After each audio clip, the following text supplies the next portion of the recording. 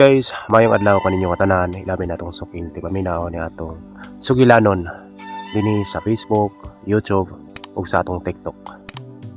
Tawag lang kog si Carlo. Kini nga ang istorya mahitungod kini sa ako ang pag-eskwela kaniadto. Kung tungod sa kawadon, nahitabo nga naundang ko. Pero gusto ko nga magsugod ko kaniadtong bata pa ko.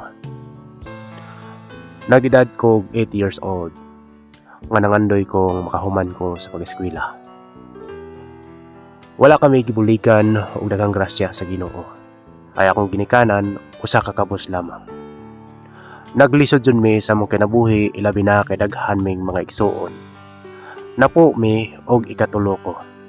Samtang nag-eskwela ko, naay mga times nga mo-absent ko tungod sa mga trabahoon.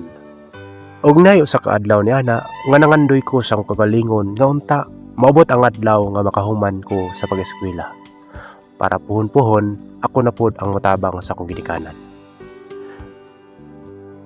Daghang higayon nga moeskwela ko nga walay baon.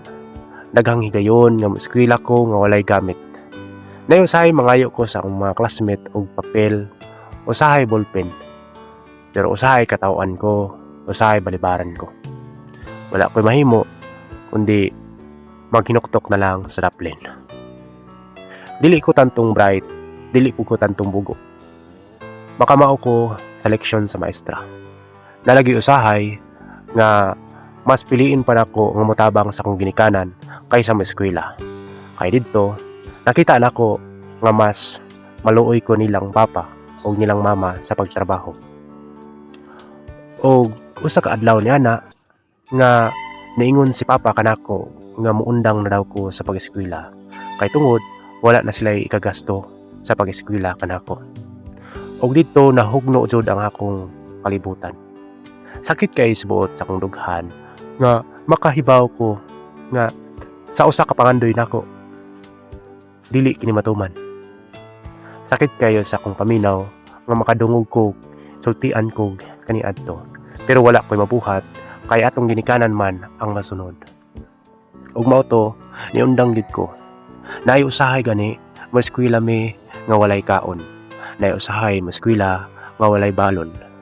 Pero bisan pa man naningkamot gihapon mi nga moeskwela.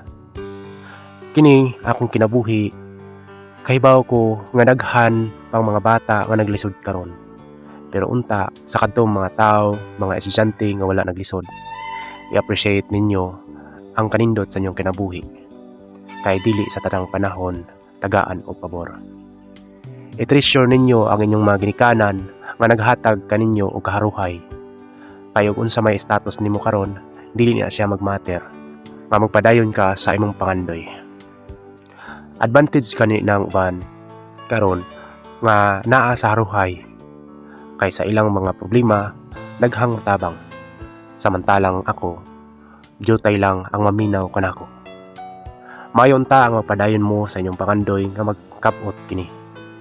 Og dili kamo mo give up sa inyong pangandoy. Daghang salamat.